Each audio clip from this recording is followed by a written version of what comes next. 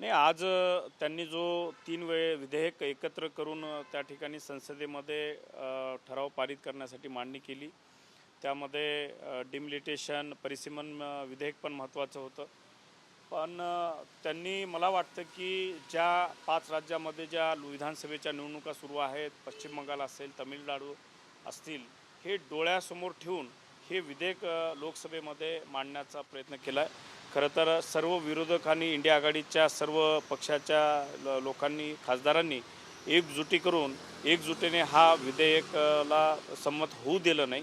त्यामध्ये परिसीमन करणार, डिमिलिटेशन करणार, कशाच्या आधारे करणार, त्याच्यामध्ये किती कॅटेगरीला ते आरक्षण देणार, हे स्पष्टता सुस्पष्टता त्याच्यामध्ये दिसली नाही आहे। आणि ह्यामुळं आम्ही इंडिया आघाडीच्या सर्व खासदारांनी हे विधेयक पारित होऊ दिलं नाही आणि त्या विधेयकाला विरोध केला।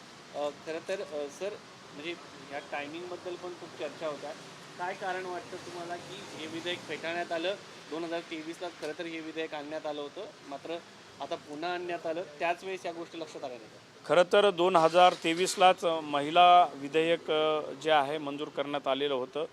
काँग्रेसनी कधीही महिला विधेयकाला विरोध केलेला नाही आहे।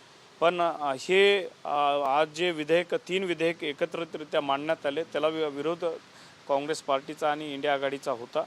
आणि हे एका उद्देशानं, खरं तर आत्ताच 2 एप्रिलला संसदेचं अर्थसंकल्पीय अधिवेशन संपलेलं असताना अवघ्या 10-12 दिवसामध्ये हे विधेयक आणणं, आणि काही राज्यामध्ये निवडणुकीची प्रक्रिया चालू होती, तिथले खासदार अनुपस्थित राहणार हे माहीत असतानासुद्धा मला वाटते की विशिष्ट गोष्ट डोळ्यासमोर ठेवून ज्या विधानसभेच्या निवडणुका आहेत पश्चिम बंगाल, तमिळनाडू आणि बाकी राज्यामध्ये, त्या डोळ्यासमोर ठेवूनच हा विधेयक मांडण्याचा प्रयत्न झालेला आहे। आणि एक देशासमोर असं नॅरेटिव्ह दाखवण्याचा प्रयत्न होत आहे की काँग्रेस आणि इंडिया आघाडी हे महिला विधेयकाला विरोध करत आहे।